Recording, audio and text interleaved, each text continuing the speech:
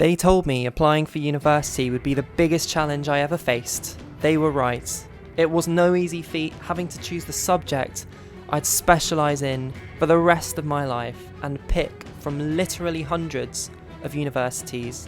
Take a look at this smug individual making it look like a walk in the park. It is not, and it should not be easy, but hopefully this video can help.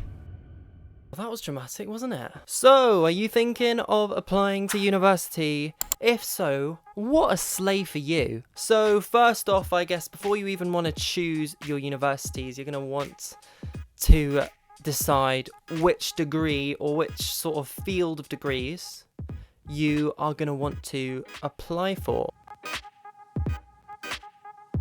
Should we delve back into Johnny's experience? I think we should.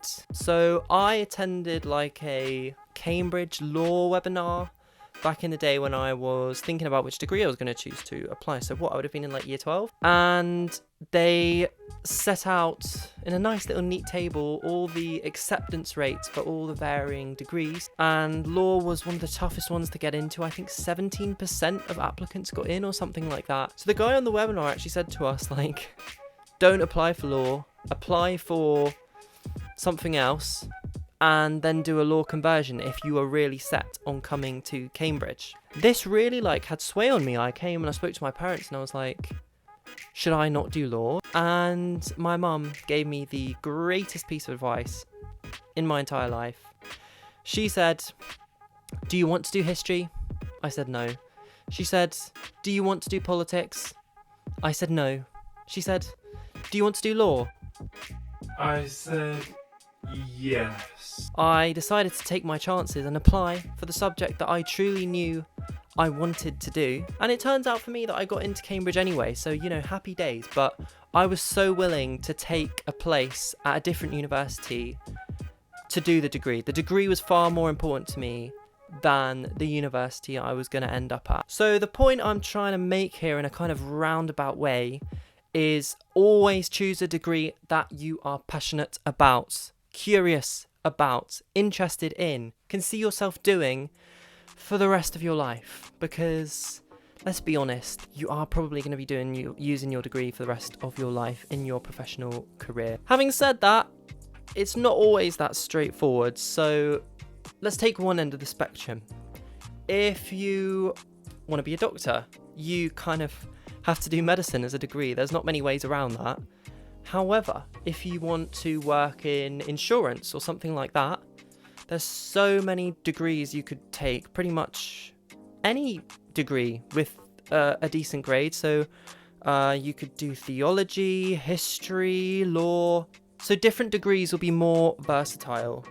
I mean, for example, myself, one of the big reasons I wanted to do law was, number one, I was passionate about it. I studied it at A-level. I knew I was going to love it. And I just knew that I loved learning about the law, and university is intense. You need to love what you are doing. Let me just labour that point home again. But secondly, it's an extremely versatile degree. I mean, I want to at the moment, but I don't have to end up doing law as a career. I could go into a lot of different things because many different professions respect law as a degree. So it's a very employable degree, also a very versatile degree, and I wanted to keep my options open. That is definitely something worth considering. That kind of ties in with my third and fourth points, which is firstly, employability. Any degree you do want to take a look at the employability statistics. You can go on all sorts of university ranking websites and they'll give you little ratings for each degree in terms of employability. And fourthly, you're going to want to think about what career you actually see yourself doing. If you have absolutely no idea what you want to do in the future, take a versatile degree. Next thing I promised you guys we would talk about is choosing the right university for you. Now, there are so many variables. There's, as I said in the intro, there's hundreds of universities in the UK you can apply for. I'd say there's two important points to make here when deciding. And the first one is do your research. There are so many things that you need to research and find out about and consider. Whether the university you're thinking about offers the course that you've decided you want to do. Some universities don't offer certain subjects. So I guess the most kind of famous example is Oxford are the only university that offer a degree called PPE, which a whole bunch of prime ministers and politicians have happened to do. Some universities may specialise in humanities subjects like LSE. Some universities may specialise in STEM subjects like Imperial. So these are factors you absolutely have to take into account when assessing which university to apply for. Also, obviously, you need to take into account the location. I thought about this quite a lot. Back in the day when I was applying for university, I really was not a fan of the idea of leaving home. If I'm honest with you, I just wanted to live at home and go to university.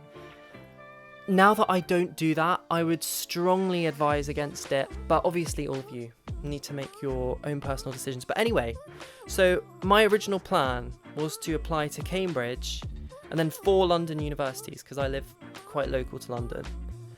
And a family friend kind of just said to me, "What are you doing? University is the one time in your life you can just up sticks, move to a completely different part of the country, start a new life, meet new friends, and just live independently. And sometimes if you're living a bit too close to home, you don't get the full experience." And I really understand that now. I mean, I'm in Cambridge now, which is only 2 hours away from where I live now. But I'm so glad that I decided to take the decision, because when you're far away from your parents, you can't rely on them. You have to force yourself to become more independent, and I've learned so much during my first year. Just keeping yourself alive is actually a lot harder than it sounds. Anyway, after this conversation with our friend, I changed my options. So I dumped basically 3 London universities that I was going to apply for. I only ended up applying for King's, and I applied for Exeter, Birmingham and Manchester. And to be honest, I would have been happy to go to any of those. And then you see it, like, I was convinced that I was going to stay in London. My 2 options were Cambridge first choice, Manchester backup, both far away, and I'm so glad I did it. And also, obviously, look at your predicted grades, because entry requirements are going to be a big one. Have a look on the university website, see what their acceptance grades are. It varies between universities, and that will definitely help you to make your decision. Defo think about the accommodation available at each university. This played a huge role in my choice. I remember I so nearly put Birmingham as my second choice because I really, really, really loved the accommodation. Yes, take into account the university rankings. Caution though, caution, caution, caution. Did you guys know that I'm cautioning when I say this? Yeah, take a look for sure. I know I definitely did, but don't get too hung up on like whether. So say if you're trying to choose between LSE and King's, LSE is 5th and King's is 6th. I don't know if that's what it really is, but you know, 5th and 6th, that's not going to make any difference. And to be honest, obviously there's going to be a difference between the 1st ranked university and the 71st ranked. There's not going to be much difference between like 5th place and 10th place. And my second point with choosing universities is visit the campus. Visit the campus in person if you can. Really make that effort to visit in person. Go to offer holder days, open days. Go for tours around the campus. Just really get a feel for what it's like. So yeah, that is my guide for getting started on your university applications. I know it can be so daunting and overwhelming.